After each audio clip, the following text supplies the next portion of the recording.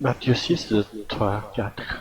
Mais toi, quand tu fais l'aumône, que ta main gauche ne sache pas ce que ta main droite, afin que ton aumône se fasse en secret, et ton Père qui voit dans le secret te le rendra. Jésus a critiqué les actes légalistes parce qu'à l'époque, les Juifs observaient la loi non pour plaire à Dieu, mais pour être vus des hommes.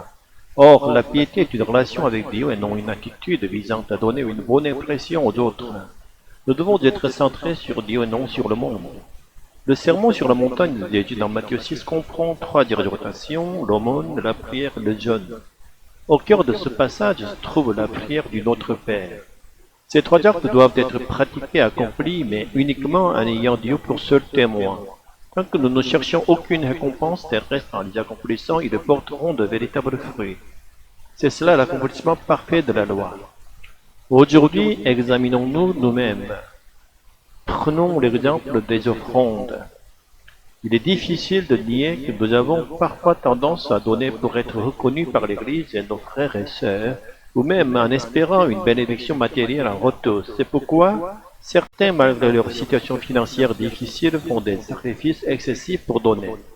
Mais est-ce réellement l'attitude que Dieu désire?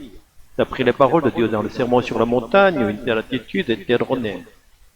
La véritable justice découle d'une relation spirituelle avec Dieu. Nous sommes souvent tellement habitués à l'hypocrisie que nous la considérons comme normale. Il peut sembler inévitable d'écrire son nom sur une enveloppe d'offrande pour des raisons administratives, mais nous devons même transcender cela. Notre engagement doit être motivé uniquement par le désir de plaire à notre Père céleste.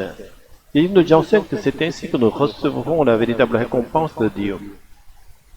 Dans ce passage, nous voyons que nos actes sont suivis d'une récompense. Cependant, nous devons comprendre le paradoxe selon lequel celui qui agit dans l'intention d'être récompensé ne recevra rien. C'est uniquement avec un cœur pur, cherchant à réjouir Dieu, que nous recevrons une récompense inestimable et éternelle.